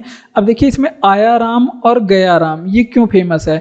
देखिए गया राम एक कौन थे? राजनीतिज्ञ थे, जो राजनीति से संबंधित थे व्यक्ति। गया राम के लिए ये लोकगीति फेमस है। अभी हम बताते हैं कि क्यों फेमस है। गया राम के लिए फेमस है। अब देखिए जो गया राम थे ना, वो पार्टी बदल रहे थे, कभी इस पार्टी में जा रहे थे, कभी उस पार्टी में। वो भी ऐसे नहीं कि हाँ कुछ समय रहने के बाद बस कुछ दिन इसमें है, कुछ दिन के बाद उसमें चले गए, हफ्ता भी नहीं बीतने पाया। तो ये जो शब्दावली है ये उसी के लिए फेमस है, आया राम और गया राम के लिए लोकप्रिय है। क्या कर रहे थे? पार्टी बदल रहे थे। अब ये आप लोग सोचेंगे कि हमारे संविधान में कुछ पार्टी बदलने से दल बदल के लिए ये फेमस है। तो दल बदल से संबंधित कुछ चीज़ें आप लोग यहाँ पे देख लीजिए। जैसे 10वीं अनुसूची के बारे में, हमारे संविधान में 10वीं अनुसूची में किस चीज़ का चर्चा है, तो ये क्या है? दल बदल कानून। क्या है? दल बदल कानून है 10वीं अनुसूची। ठीक, ये शामिल कब किया गया हमारे संविधान में? तो इसके लिए किया गया था 52वां संविधान संशोधन, जो कि 1985 में हुआ था। ये दल बदल कानून से संबंधित है। ठीक, अब हमारे संविधान में शून्यकाल भी हमारे कानून में है, क्या बोलते हैं, पॉलिटी में है।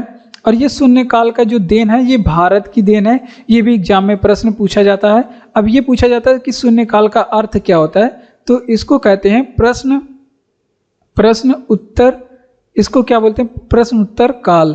और ये जो टाइमिंग होता है ना शून्यकाल का, ये 12 बजे से 1 बजे के बीच में होता है। जो हमारे संसद के सत्र चलते हैं उसमें शून्यकाल का भी टाइमिंग होता है 12 से 1 बजे में। अगर आपसे पूछे कि ये किस देश की देन है ना, तो ये भारत का देन है। अब बुल और बियर भी आप लोग नाम सुने होंगे। बुल एंड बियर ये पूछा जाता है, ये किस क्षेत्र से संबंधित है? बुल और बियर, तो ये संबंधित है किसमें? शेयर मार्केट से।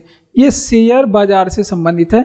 ये भी बात एग्जाम में पूछी गई हैं। तो आप लोग सारे प्रश्नों को, सारे शब्दावलियों को याद रखेंगे। जैसे एक शब्दावली हमने क्या बताया, आया राम गया राम। ये एक व्यक्ति थे जिनका नाम गया राम था, उनके लिए ये फेमस हुआ था। पार्टी बहुत जल्दी जल्दी से बदल रहे थे। अब इन्हीं सब चीज़ों को देखते हुए यहाँ पे दल बदल कानून लाया गया, ताकि लोग जल्दी जल्दी पार्टियां ना बदलें। 1985 52वां संविधान संशोधन 1985 के तहत 10वीं अनुसूची, हमारे संविधान में पहले 8 अनुसूची थी ना, अब 12 अनुसूची हो गई हैं। तो यही सब अनुसूचियां जोड़े गया। पहले 9वीं अनुसूची जोड़ा गया जो कि भूमि सुधार से था। 10वीं अनुसूची जो कि दल बदल से कानून से था। 11वीं अनुसूची पंचायती राज, 12वीं नगर पालिका, इन सभी चीज़ों को जोड़ा गया। अगला क्या कर रहा है? शून्यकाल। ये भी एक शब्दावली है। ये इसका प्रयोग संसद के सदनों में किया जाता है और इसे प्रश्नोत्तर काल कहते हैं। और 12 बजे से 1 बजे का जो टाइमिंग होता है वो शून्यकाल का है। अगर आपसे पूछे कि शून्यकाल किस देश की देन है, तो भारत की ही देन है। बुल और बियर ये शेयर बाजार से संबंधित शब्दावलियां हैं। जब शेयर बाजार क्या होता है, ऊपर जाता है तो उसको बुल बोलते हैं, नीचे आता है तो उसको बियर बोलते हैं, ये आप लोग ध्यान रखेंगे। सूचनाओं का संचय न्यूरॉन में कहाँ होता है? अरे बाप, तो देखिए ये साइंस का प्रश्न आ चुका है, महत्वपूर्ण है। सूचनाओं का जो संचय है यानी कि भंडारण है, ये न्यूरॉन जो तंत्रिका तंत्र की सबसे छोटी इकाई है। अब इसमें जो है न्यूरॉन के 3 भाग होते हैं। आइए चलिए इसका पोस्टमार्टम कर लेते हैं। इसके क्या होते हैं? 3 भाग होते हैं। सबसे ऊपरी जो भाग होता है उसको क्या बोलते हैं? डेंड्राइट बोलते हैं। क्या बोलते हैं? डेंड्राइट बोलते हैं, डेंड्राइट। और एक आपका होता है डेंड्राइट हो गया, एक्सॉन हो गया, एक्सॉन, डेंड्राइट, एक्सॉन। और तीसरा जो पार्ट है सेल बॉडी बोलते हैं। क्या बोलते हैं? Cell body. अब जो सूचनाओं का जो संचय है ना वो डेंड्राइट में होता है, तो इसका जवाब क्या हो जाएगा? डेंड्राइट बोलते हैं। इसका जो जवाब हो जाएगा कि सूचनाओं का संचय कहाँ पे होता है? डेंड्राइट में होता है। अगर आपसे पूछे कि तंत्रिका तंत्र जो है यहाँ पे तंत्रिका तंत्र है, तो तंत्रिका तंत्र की जो सबसे छोटी इकाई होती है ना, सबसे छोटी इकाई को क्या कहते हैं? न्यूरॉन कहते हैं। क्या बोलते हैं? न्यूरॉन बोलते हैं, न्यूरॉन। तंत्रिका तंत्र की सबसे छोटी इकाई को क्या बोलते हैं? न्यूरॉन बोलते हैं। ठीक, ये बातें आप लोग ध्यान रखेंगे। अब अगला बात क्या कर लेते हैं? न्यूरॉन का पार्ट कितना होता है? 3। तंत्रिका तंत्र के भी 3 भाग होते हैं, इसके भी 3 भाग होते हैं, मतलब 3 चीजों से मिलकर के बना होता है तंत्रिका तंत्र। कौन कौन से भाग होते हैं? देखिए, एक होता है आपका केंद्रीय तंत्रिका तंत्र। क्या होता है केंद्रीय तंत्रिका तंत्र? एक होता है परिधीय तंत्रिका तंत्र,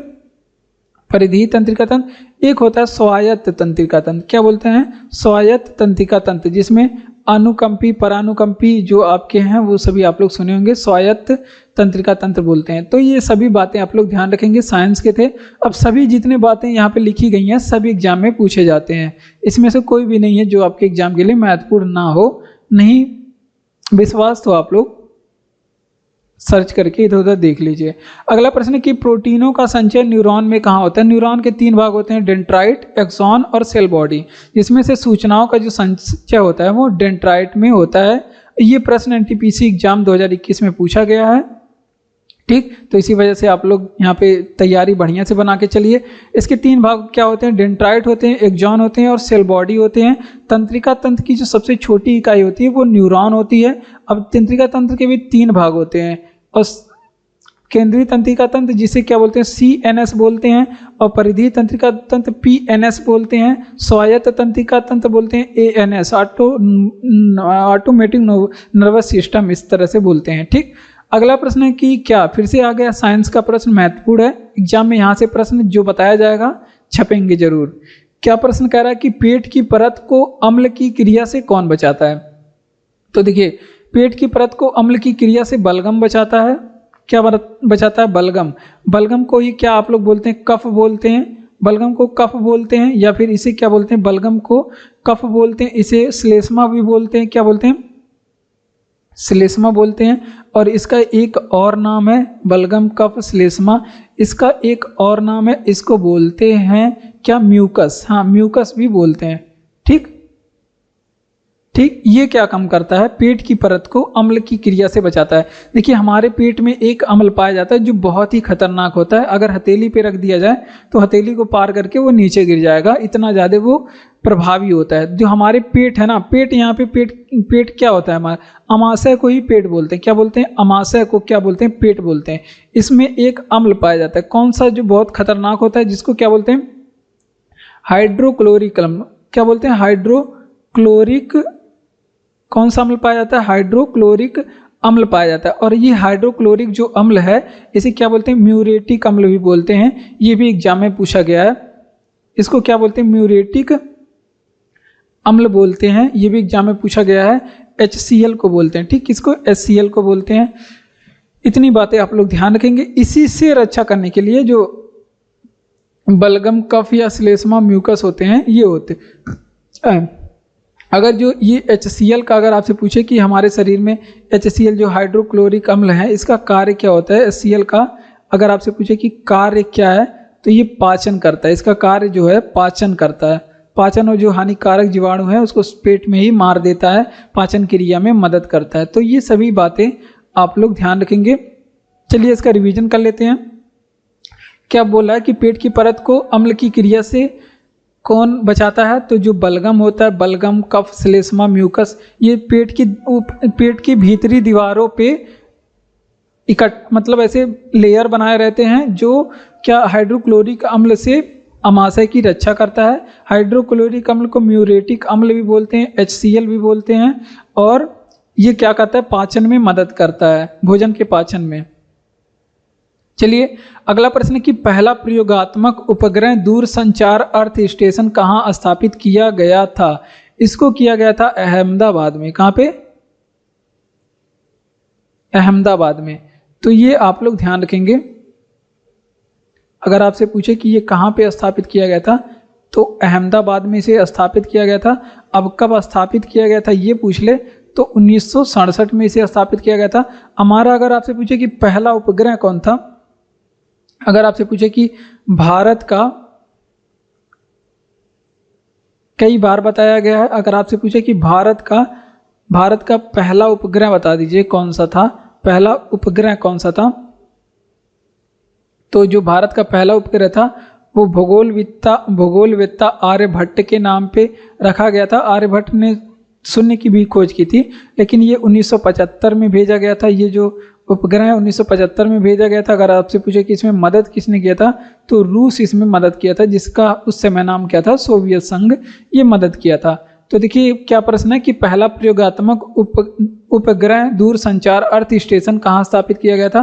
तो ये अहमदाबाद में स्थापित किया गया था। कब स्थापित किया गया था? तो 1967 में। भारत का पहला उपग्रह पूछ ले तो आर्यभट्ट है।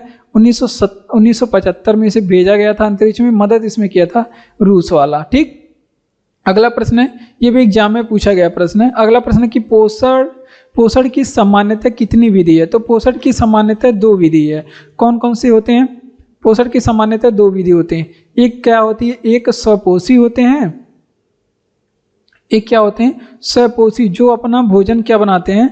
जो अपना भोजन स्वयं बनाते हैं, जो भोजन क्या बनाते हैं? स्वयं बनाते हैं। और एक होता है परपोषी। क्या होते हैं? परपोषी, जो भोजन के लिए दूसरों पे निर्भर होते हैं। क्या होते हैं? दूसरों पर क्या होते हैं? निर्भर होते हैं। उनको क्या कहते हैं? परपोषी कहते हैं। क्या कहते हैं? परपोषी कहते हैं। अब परपोषी भी कितने प्रकार के होते हैं? ये भी 3 प्रकार के होते हैं। ये कितने प्रकार के होते हैं? 3 प्रकार के। जैसे अगर आपसे मृतजीवी होते हैं, मृतजीवी जो मृत कार्बनिक पदार्थों से अपना भोजन बनाते हैं, उन्हें मृतजीवी। परजीवी भी होते हैं। परजीवी जो भोजन के लिए दूसरों पे निर्भर होते हैं, परजीवी कहा जाते हैं। उसके बाद के प्राणीसम होते हैं। क्या होता है? प्राणीसम। तो ये होते हैं आपके जो पोषक की जो विधियां हैं, ये आप लोग ध्यान रखेंगे 3 प्रकार के होते हैं। तो देखिए पोषक की जो समानता विधि कितने प्रकार की होती हैं? जो पोषक होते हैं वो 2 प्रकार के। कौन कौन से? एक तो स्वपोषी हो गया, एक परपोषी। स्वपोषी जो भोजन स्वयं बनाते हैं, स्वपोषी क्या करते हैं? भोजन स्वयं बनाते हैं। परपोषी भोजन के लिए दूसरे पे निर्भर होते हैं। अब परपोषी भी मुख्यतः 3 प्रकार के होते हैं। ये मृतजीवी होते हैं, परजीवी होते हैं और एक प्राणीसम होते हैं। ठीक, प्राणीसम। इसके बारे में और भी बातें किया जाएगा अगले प्रश्नों में। अगला प्रश्न है कि अस्थाई बंदोबस्त किसने शुरू किया था? तो देखिए महत्वपूर्ण प्रश्न है। जो अस्थाई बंदोबस्त है ये किसका देन है? भारत में अस्थाई बंदोबस्त ये कॉर्नवालिस का देन है। किसका? कॉर्नवालिस का। ठीक, तो ये आप लोग ध्यान रखेंगे। अब यहाँ पे गवर्नर जनरल या फिर वायसराय के बारे में कुछ प्रश्न देख लेते हैं। जैसे अस्थाई बंदोबस्त से संबंधित अगर आपसे पूछे कि सूर्यास्त का नियम किससे संबंधित था? सूर्यास्त का नियम तो ये अस्थाई बंदोबस्त से ही संबंधित था। अगर आपसे पूछे कि भारत में रैयतवाड़ी व्यवस्था किसने शुरू किया था? रैयतवाड़ी भारत में व्यवस्था जो थी ये भी जमींदारी से ही थी। ये भारत में किसने शुरू किया था? तो टॉमस मुनरो ने शुरू किया था। किसने? टॉमस मुनरो ने। रीड का भी नाम आता है, सबसे पहले रीड ने शुरू किया था, लेकिन टॉमस मुनरो आप लोग ध्यान रखेंगे ये इसका नाम ये ज़्यादा आपको मिलता है। टॉमस मुनरो एंड रीड दोनों लिख लीजिए। इन्होंने क्या किया था? भारत में रैयतवाड़ी व्यवस्था का शुरुआत किया था। उसके बाद अगर आपसे पूछे कि महलवाड़ी व्यवस्था किसने शुरू किया था? महलवाड़ी व्यवस्था ये किसने शुरू किया था? तो महलवाड़ी जो व्यवस्था किए थे वो हाल्ट मैकेंजी ने किया था। किसने किया था? हाल्ट मैकेंजी ने किया था। उसके बाद आपसे पूछे कि हड़प नीति भारत में किसने शुरू किया था। हड़प नीति बहुत ही क्रूर नीति थी, जिस राज्य के पास उत्तराधिकारी नहीं थे उनको ब्रिटिश साम्राज्य में मिला लिया जा रहा था, और ये शुरू किया था डलहौजी ने किया था। डलहौजी बहुत ही दुष्ट इंसान है, मुझसे आया था फ्रेंडशिप करने, हमने मना कर दिया। तो देखिए अस्थाई बंदोबस्त किसने शुरू किया था, तो कॉर्नवालिस ने शुरू किया था। अस्थाई बंदोबस्त से ही संबंधित है सूर्यास्त का नियम। इसके तहत क्या होता था, जमींदार को एक निश्चित डेट दिया जाता था, और उस डेट को सूर्यास्त होने से पहले जितना भी कर इकट्ठा हुआ होता था उसको ला करके क्या होता था, ब्रिटिश लोगों के पास जमा करना होता था। यही है सूर्यास्त का नियम। और रैयतवाड़ी व्यवस्था किसने शुरू किया था, टॉमस मुनरो और रीड ने रैयतवाड़ी व्यवस्था शुरू किया था। महलवाड़ी व्यवस्था हाल्ट मैकेंजी ने शुरू किया था। हड़प नीति डलहौजी ने शुरू किया था। ठीक, अगला प्रश्न कि पौधे प्रोटीन और अन्य यौगिक के संश्लेषण में किसका उपयोग करते हैं। ये उपयोग करते हैं नाइट्रोजन का। किसका, नाइट्रोजन का उपयोग करते हैं। ये बातें ध्यान रखेंगे, नाइट्रोजन का उपयोग करते हैं। अब नाइट्रोजन से आप लोग बताएंगे हमारे वायुमंडल में नाइट्रोजन कितनी है। अगर आपसे पूछे कि वायुमंडल में नाइट्रोजन कितनी है, तो यहाँ पे ध्यान रखेंगे, अगर यहाँ पे पूछ ले कि वायुमंडल में नाइट्रोजन कितनी है, तो 78% है। कितना परसेंट है, 78% है। अगर आपसे पूछे कि हमारे यूरिया में कितना, यूरिया खाद आता है ना, यूरिया में अगर आपसे पूछे कि नाइट्रोजन कितना होता है, तो इसमें 46% होता है। ये दोनों बातें आप लोग ध्यान रखेंगे। अगर आपसे पूछे कि वायुमंडल में सर्वाधिक कौन सी गैस है, तो सर्वाधिक जो वायुमंडल में सर्वाधिक जो गैस है वो नाइट्रोजन ही है। कौन सा है, नाइट्रोजन। ठीक, चलिए इसका रिवीजन करते हैं कि पौधे में प्रोटीन और अन्य यौगिक के संश्लेषण में किसका प्रयोग करते हैं, तो ये नाइट्रोजन का प्रयोग करते हैं। वायुमंडल में नाइट्रोजन 78% होता है। ठीक, नाइट्रोजन सर्वाधिक होता है। और यूरिया में नाइट्रोजन पूछे 46% होता है। अगर आपसे पूछे कि नाइट्रोजन वो दलहनी जो पौधे होते हैं वो अपने जड़ों में राइबोजियम के रूप में क्या होते हैं, नाइट्रोजन स्थिरीकरण का काम करते हैं। वो जीवाणु का नाम पूछा जाता है, तो राइबोजियम होता है। ठीक, अगला प्रश्न क्या है कि राउरकेला स्टील प्लांट का शुभारंभ कब किया गया था। 1959 में किया गया था। कब किया गया था, 1959 में। 3 स्टील प्लांट का आप लोग नाम रखेंगे, याद रखेंगे। एक तो राउरकेला हो गया, एक हो गया आपका दुर्गापुरा, और एक हो गया आपका दुर्गापुरा हो गया, एक आपका बोकारो नहीं, राउरकेला उड़ीसा, राउरकेला हो गया और दुर्गापुरा हो गया। एक आप लोग ध्यान रखेंगे जो एक और का कौन सा है, भिलाई वाला। हाँ, भिलाई स्टील प्लांट का आप लोग नाम याद रखेंगे, भिलाई स्टील प्लांट। और एक आपका बोकारो याद रखेंगे, बोकारो स्टील प्लांट। ये पूछा जाता है कि कहाँ पे स्थित है और किसके सहयोग से बनाया गया। अगर आपसे पूछे राउरकेला वाला ना, तो ये कहाँ पे स्थित है राउरकेला, तो ये उड़ीसा में स्थित है। कहाँ पे, उड़ीसा में स्थित है। और किसके सहयोग से बनाया गया, तो आप लोग बताएंगे कि जर्मनी के सहयोग से। कौन सा कंट्री इसमें हमारा सहयोग किया था, जर्मनी। और दुर्गापुरा स्टील प्लांट अगर आपसे पूछे कहाँ पे स्थित है, तो ये पश्चिम बंगाल में। कहाँ पे, पश्चिम बंगाल में स्थित है। इसे भी दूसरे पंचवर्षीय योजना में बनाया गया था और इसमें सहयोग किया था ब्रिटेन। कौन सा कंट्री सहयोग किया था, ब्रिटेन वाला सहयोग किया था। ठीक, और भिलाई स्टील प्लांट अगर आपसे पूछे कि कहाँ पे स्थित है, तो ये वहाँ पे क्या बोलते हैं, भिलाई स्टील प्लांट कहाँ पे स्थित है, ये आपके स्थित है। भिलाई स्टील प्लांट अगर आपसे पूछे ये कहाँ पे स्थित है, तो छत्तीसगढ़ में स्थित है। कहाँ पे, छत्तीसगढ़ में स्थित है। इसमें सहयोग किया था रूस वाला। और बोकारो कहाँ पे है, तो ये झारखंड में स्थित है। कहाँ पे, झारखंड। इसमें कौन सा कंट्री सहयोग किया था, रूस सहयोग किए थे। तो ये चारों प्रश्न एग्जाम में पूछे जाते हैं, जिसमें से राउरकेला, दुर्गापुरा और भिलाई ये तीनों बने थे सेकंड पंचवर्षीय योजना में, दूसरे 5 ईयर प्लान में बने थे। और जो आपके बोकारो वाला है ना, ये जो आपको ये थर्ड 5 ईयर प्लान में बना था। थर्ड 5 ईयर प्लान में ये इसका निर्माण किया गया था। तो ये सभी बातें आप लोग ध्यान रखेंगे। चलिए देखिए, राउरकेला स्टील प्लांट का शुभारंभ कब किया गया था, 1959 को। उड़ीसा में स्थित है, जर्मनी के सहयोग से इसे बनाया गया था। दुर्गापुरा स्टील प्लांट पूछ ले तो पश्चिम बंगाल में स्थित है, इसे ब्रिटेन के सहयोग से बनाया गया था। भिलाई स्टील प्लांट छत्तीसगढ़ में स्थित है, इसे रूस के सहयोग से बनाया गया था। बोकारो स्टील प्लांट झारखंड में स्थित है, इसे भी रूस के सहयोग से बनाया गया था। A long walk to freedom किसकी पुस्तक है, तो ये नेल्सन मंडेला की पुस्तक है। किसकी, नेल्सन मंडेला की पुस्तक है, जिन्हें अफ्रीकन गांधी भी कहा जाता था। और ये अफ्रीका में जो काले गोरे के लड़ाई के लिए, मतलब काले गोरे में जो भेदभाव था उसके लिए ये बहुत सारे आंदोलन किए, जेल भी गए। अगर आपसे पूछे कि चेंजिंग इंडिया किसकी पुस्तक है,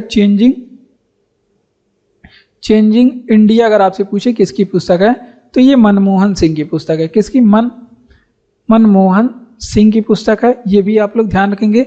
अगर आपसे पूछ ले कि वहीं पे कि the wings of fire, the wings of fire ये किसकी पुस्तक है, तो द विंग्स ऑफ फायर ये एपीजे अब्दुल कलाम की पुस्तक है। किसकी पुस्तक है? एपीजे अब्दुल कलाम की पुस्तक है। अगर आपसे पूछे कि इंडिया विंग्स फ्रीडम किसकी पुस्तक है, इंडिया विंस फ्रीडम किसकी पुस्तक है, इंडिया विंस फ्रीडम ये किसकी पुस्तक है, तो ये पुस्तक है अबुल कलाम आज़ाद की। किसकी? अबुल कलाम आज़ाद। ये दोनों थोड़ा सा अंतर है, ये बातें आप लोग यहाँ पे अंतर वाली बातें आप लोग ध्यान रखेंगे तो आप लोग को कोई दिक्कत नहीं हो पाएगी। चलिए इन तीनों पुस्तकों, चारों पुस्तकों के बारे में याद रखेंगे, सभी एग्जाम के लिए महत्वपूर्ण है। A long walk to freedom ए नेल्सन मंडेला की पुस्तक है। चेंजिंग इंडिया पुस्तक मनमोहन सिंह की है। उसके बाद द विंग्स ऑफ फायर ये पुस्तक किसकी है, एपीजे अब्दुल कलाम की है। और इंडिया विंस फ्रीडम ये किसकी पुस्तक है, अबुल कलाम आज़ाद की है। चलिए बढ़ते हैं अपने अगले प्रश्न की ओर। तंजावुर का कौन मंदिर में चोल वास्तुकला का उदाहरण है, तो जो तंजावुर का बृहदेश्वर मंदिर है, आप लोग वहाँ पे जाइए घूमने, बहुत ही बढ़िया है। तो ये बृहदेश्वर मंदिर के बारे में आप लोग ध्यान रखेंगे। तंजावुर का बृहदेश्वर मंदिर ये कहाँ पे, तंजावुर तमिलनाडु में है। इसको ये क्या कहा जाता है, तंजावुर का बृहदेश्वर मंदिर, इसे राजराजेश्वर मंदिर भी कहा जाता है। क्या कहा जाता है? राजराजेश्वर मंदिर भी इसे बोला जाता है। अगली बात ये और आप लोग इसमें बात और आप लोग ध्यान रखेंगे। अगर आपसे पूछे कि इस मंदिर का निर्माण किसने करवाया था, मंदिर का निर्माण करवाने वाले हैं राजराज प्रथम। कौन करवाते हैं? राजराज प्रथम इस मंदिर का निर्माण कराते हैं। ये भी बात एग्जाम में पूछी गई है।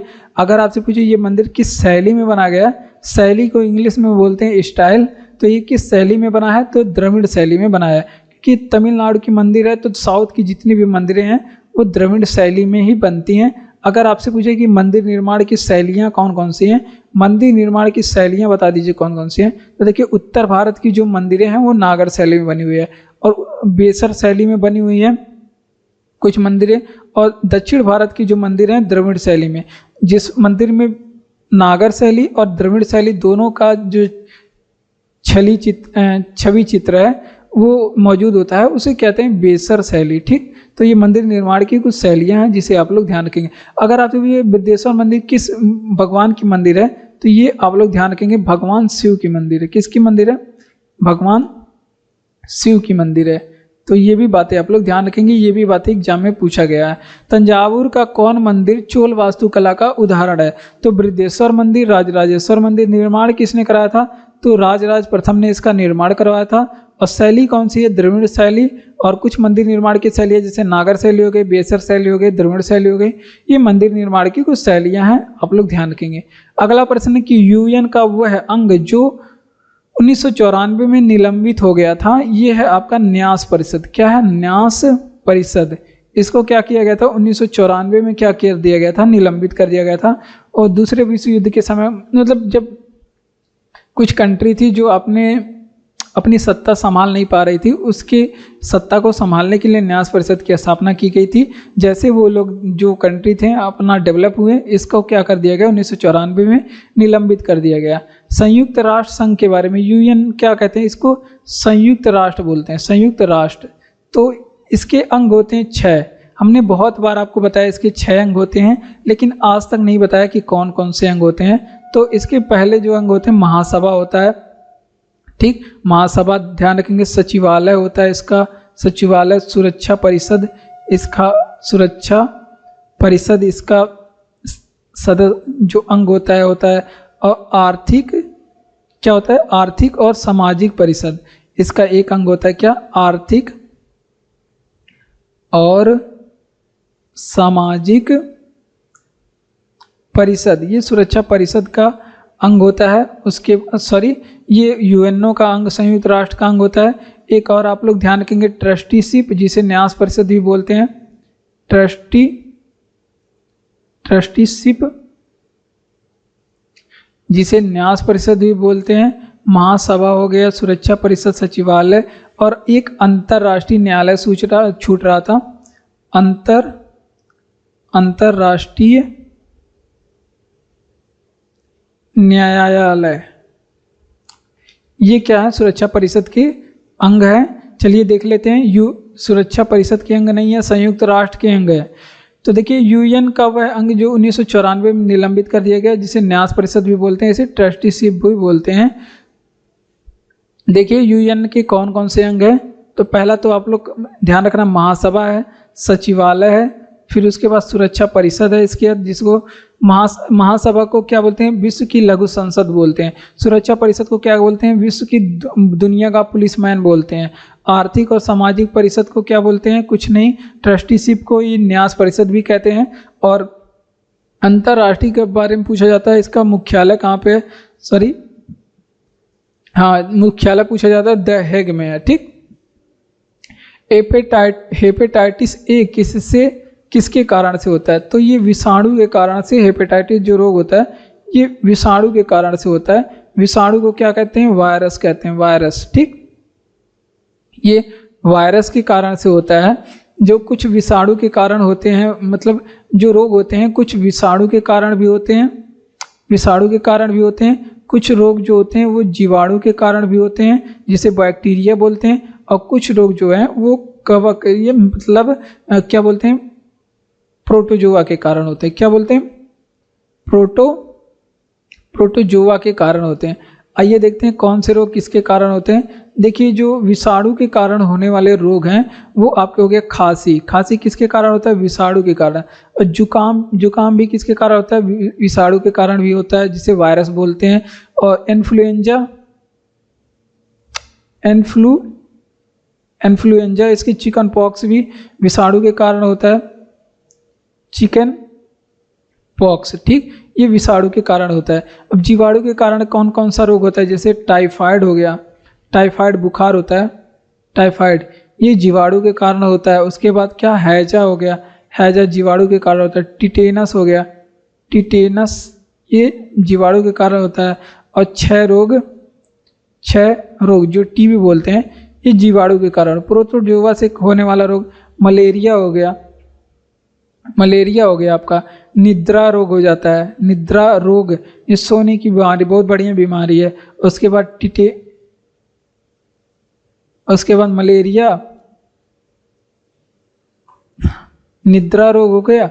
इसके बाद आप लोग ध्यान रखेंगे कालाजार रोग एक होता है, ये भी प्रोटोजोआ के कारण होता है। ये सभी एग्जाम में पूछे गए रोग हैं जिसके बारे में हमने यहाँ पे लिखा। हेपेटाइटिस ए किसके कारण से होता है? ये विषाणु के कारण से होता है।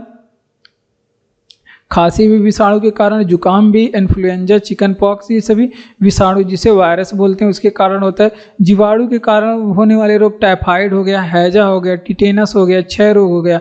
प्रोटोजोआ के कारण होने वाले रोग कौन कौन से हैं? मलेरिया हो गया, निद्रा रोग हो गया, कालाजार हो गया। ये सभी मलेरिया के कारण, सॉरी प्रोटोजोआ के कारण होते हैं। तो जय हिंद। आज की क्लास में बस इतना ही।